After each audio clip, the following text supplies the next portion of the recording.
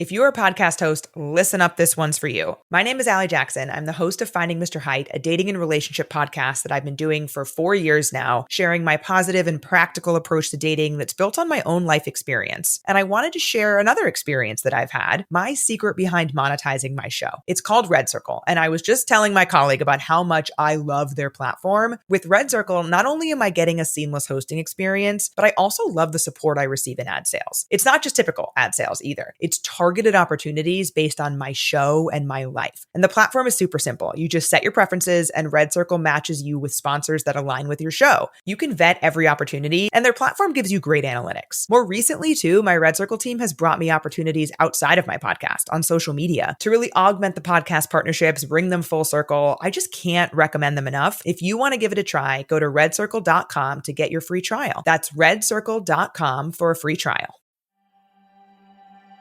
There's an African proverb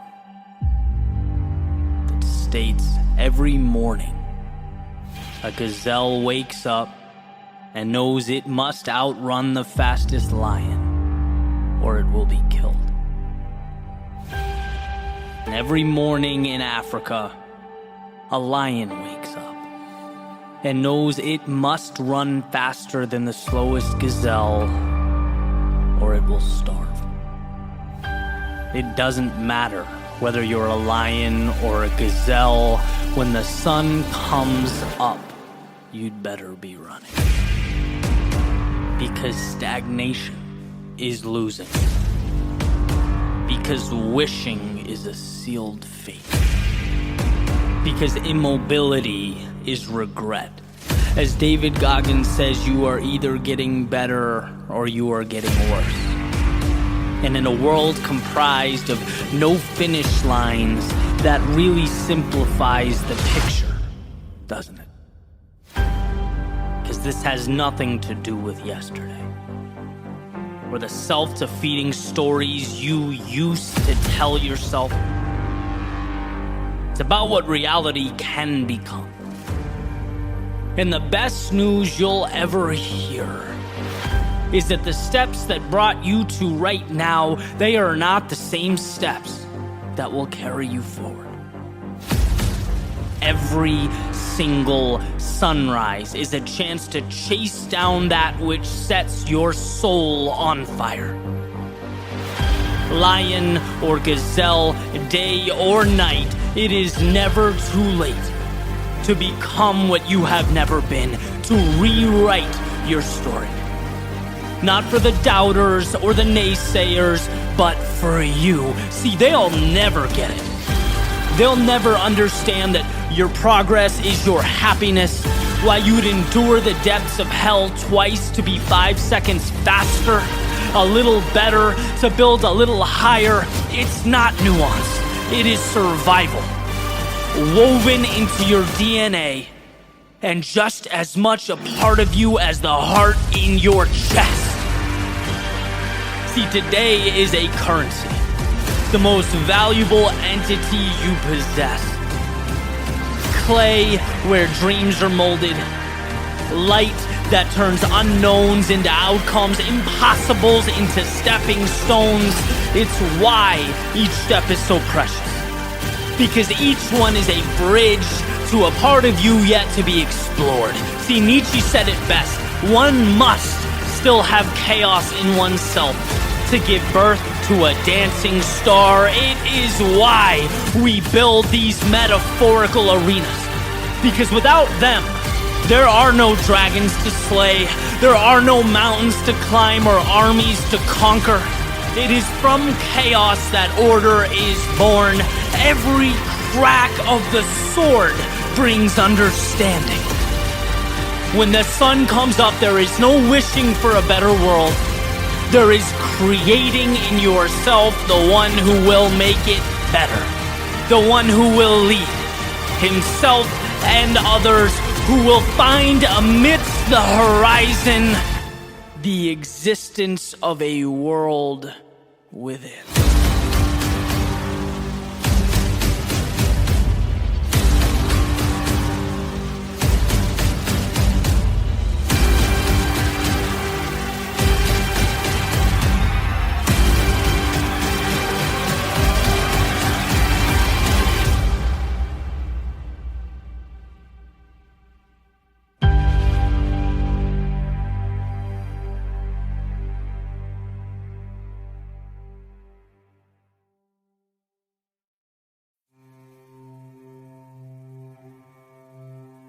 how do you visualize the road you're on?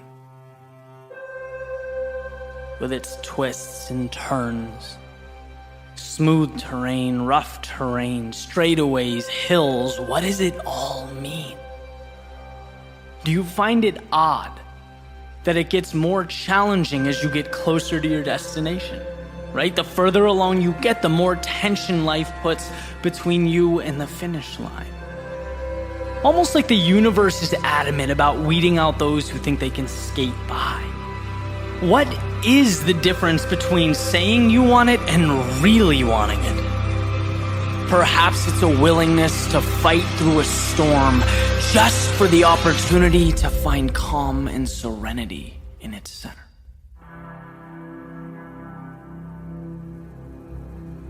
This morning, as the sun was coming up, I went for a run. A nice 5-mile run down the coast, and the way I planned it out was simple, right? 2.5 or halfway up in soft sand, and then I'd stop, and I'd turn around and I'd run 2.5 back, but on the harder surface, right? Easier to handle, almost like a reward for pushing myself on the way up, right? And things were going perfectly. I made the 2.5 mile run up, and when it came to stop and turn around, I realized what should have been obvious from the beginning was high tide, which means I didn't get that hard surface to run back on. Instead, not only was it softer than the way up, but I was running on a slope.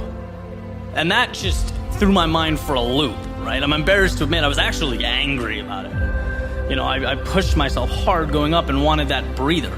Almost felt like life pushed the finish line back 2.5 miles. And trust me, as I'm writing this, it seems ridiculous to talk about, but in the moment, just irrationally annoyed. That was the carrot that had been chasing the whole time.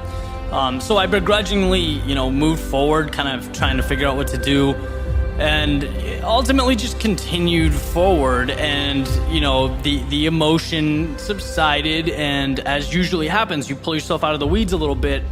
The big picture tells a different story. Different story means different perspective.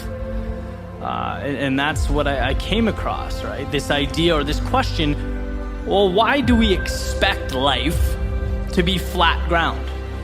Why was that my assumption to begin with? The easy to navigate path. Why is that the standard? And the more I thought about it, right, the more I wondered if that's the very reason why we underperform. It's the little spark that ultimately lights this wildfire of regret. Because when convenience is the standard, everything else becomes unfair. Everything else is a burden. When the road should be flat, what are we to make of the hills in our path? Thinking life should be easy, it provides oxygen to a victim mentality. And sometimes it takes these little experiences for me to refocus on these subtle realities. The flat ground is not the standard, it is earned. It's a gift. It should be cherished and appreciated because guess what? Life wasn't easy. It isn't easy, and it never will be. But I believe the differentiator is knowing that, right? So I kept running on the slope, feet sinking into the sand. I got my teeth kicked in just a little bit longer, and life didn't end. In fact, I think the mental aspect was tougher than the physical. We're only talking 5 miles here, but when the standard changes, so does the performance. It's about just moving forward. And like poetry, with about 3/4 of a mile left, right, the beach widened. It leveled out, the ground became harder, each step became easier, and yeah, I was running. But in my head, it felt like I was lying on a bed of feathers. Because when you prepare to face life's demons, when you're ready for battle, when you anticipate you'll have to give everything, any adversary that falls short of that feels like wind behind your back. We can endure anything. The question is whether or not we put ourselves in position to. Mistakes, they don't define us. Heartbreak, it doesn't kill us.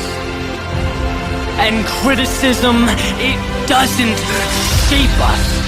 But I'll tell you what, the fear that they do stops a lot of people from becoming who they're capable of becoming. Panicking at the slightest sign of discomfort, moving away from anything but the convenient, when in reality, inconveniences are the path. As Ryan Holiday famously put it, the obstacle is the way. See, satisfaction, it doesn't even exist without a will to overcome. What meaning does a finish line have without miles of self-doubt and questions and fear and dragons being slayed while you prove to yourself over and over again that, you know what, I am more. And I can be more. And the crazy thing is that there's not even a stopping point here. This rocket will propel as high into the ether as you choose to take it. And look, it's not about running on slight inclines or sinking a few inches into the sand. It's not about being rejected, losing, or castigated by 7 billion self-interested souls. No, it's about not being scared to take the bridge that connects current to future. Complacency to recreation, the known to the seemingly impossible. You're made of so much more than you give yourself credit for. You are so much stronger than you think you are. So for yourself and for the world, capture that. Own it. And redefine what it means not to simply exist, but to your core, with every ounce of your being, your soul, every fiber in your body, to truly live.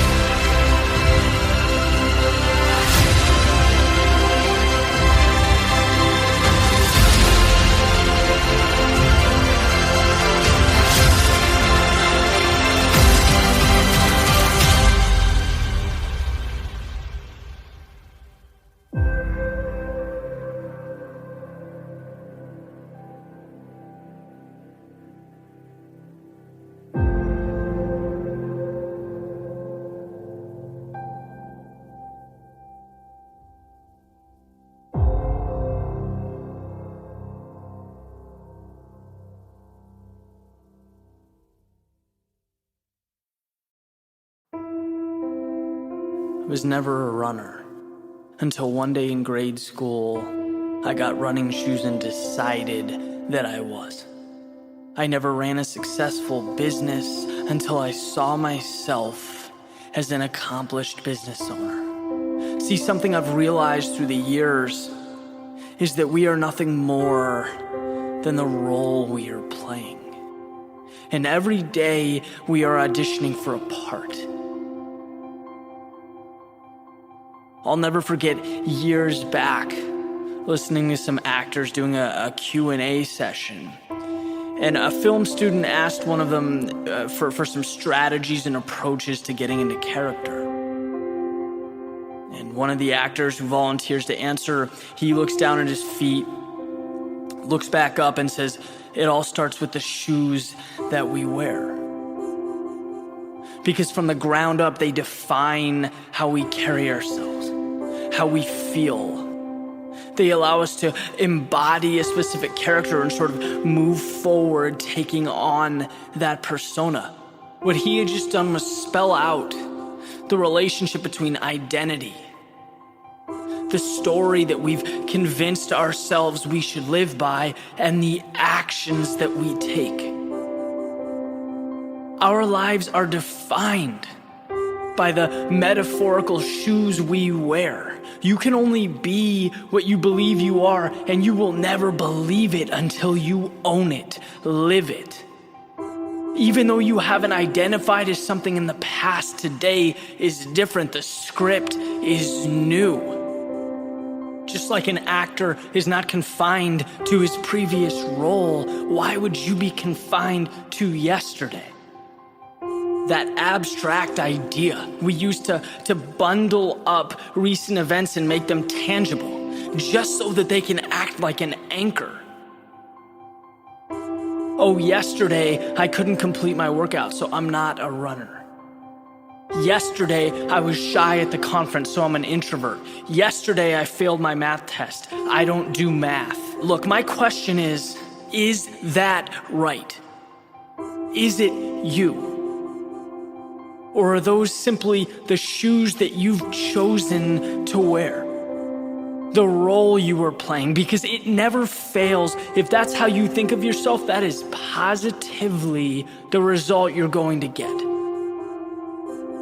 Wanting something better, positive change, greatness, it requires more than wishful thinking. It requires a deliberate shift in mindset, a change in character, becoming something new. Maybe you're a millionaire. Maybe you're a millionaire with no money right now. Maybe you're a millionaire with a hell of a lot to learn. But if you don't believe you are, right now, at this very moment, you will never be one. People always live up to the image that they have created of themselves, period. How you think of yourself is what you'll get. We are actors.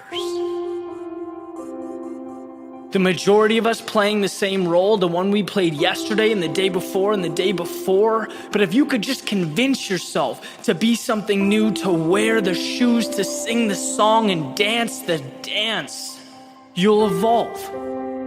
You'll walk away from the fiction holding you back, just like the elephant tied to the plastic chair. You are not the problem. It's the shoes on your feet and the way that you think about them.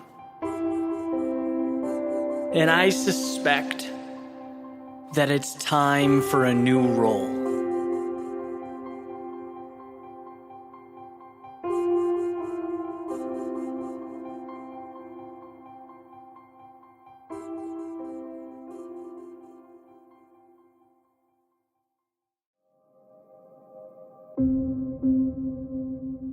Of course they don't understand your vision. Of course it means nothing to them. It's how the world works. People need to see results, not ideas. They need to see to believe. In fact, everything you dream of, believe in, it needs to be carved into existence. And the important thing worth noting here is that it's not personal. It's not a reflection of you or your talent or your potential. The differentiator in life will always be one's ability to turn ideas into things. You have that power within yourself, literally to change the world as we know it. That's not a question. It's not even far-fetched. You're capable. But we need to spend less time feeling like we're owed something for that exhausted energy. The world is a tough place. It rewards value. And sometimes it takes way longer than we'd like to see a return on that investment. As James Clear mentions, you put an ice cube in a room at 0 degrees and you gradually turn up the temperature. You won't see it even begin to transform until you hit the 32-degree mark. That's not when the work began. It's not indicative of everything. But that's when the effects of the work become visible. And getting to that point is one of life's greatest challenges. It's hard to give everything for something you can't collect when you go to bed at night. It's hard to be that patient. The only way to break through the noise, to create something, is to fully, wholeheartedly believe in yourself. Believe in yourself to the extent that you can detach from the criticism. Detach from the facade of perfect lives on social media and the expectations you're immersed in. This isn't a race between you and the world. It's a battle of will between you and the voice that says there is no 32-degree marker. Removing that negativity, it's just as important as focusing on the positive. Dreams live at that intersection of belief and action, and I've always wondered what people think they're gaining by shouting about how important they are, the things they're doing, or their plans. That does nothing. You need to know what you're doing, and that's all. Words mean nothing. Ideas are empty. Respect is earned by adding actual value, by making a difference.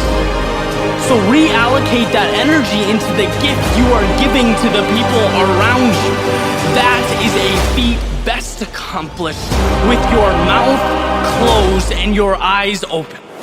Every day, every action unnoticed, effort unseen, it stacks up to create something that will truly change the world.